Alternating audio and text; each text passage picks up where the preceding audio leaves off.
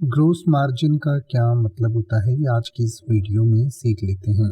Gross margin का मतलब होता है सकल मुनाफा या कुल मार्जिन, यानी कि किसी चीज़ को बेचने में एक कंपनी को जो कुल मुनाफा होता है, कुल फायदा होता है, उसे ग्रोस मार्जिन कहते हैं।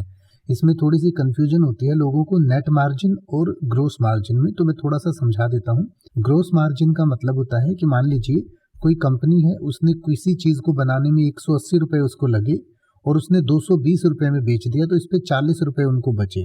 तो इसको इस तरीके से निकाला जाता है कि 40 को 220 से डिवाइड कर दिया जाएगा और उसके बाद इसको 100 से हम गुणा कर देंगे, तो इस तरीके से ये परसेंटेज में आ जाएगा। तो इसका परसेंटेज जो है वो 18.18% आ जाएगा, यानी कि कंपनी को जो ग्रोस मार्जिन है वो 18.18% जो है बेनिफिट हुआ है।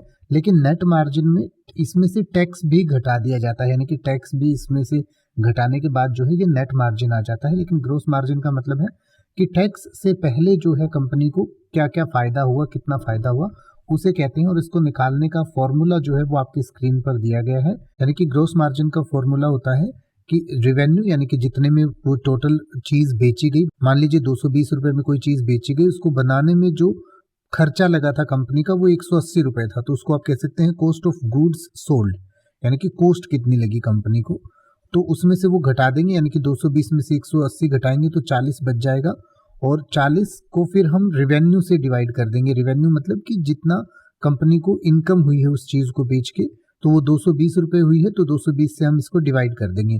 तो ये 40 डिवाइडेड बाय 220 इंटू 100, तो ये जो है आपका 18.18 यानी 18.18% जो है वो ग्रोस मार्जिन है। तो इस तरीके से हम ग्रोस मार्जिन को कैलकुलेट कर सकते हैं, जिसे हिंदी में सकल मुनाफा या कुल मार्जिन कहा जाता है।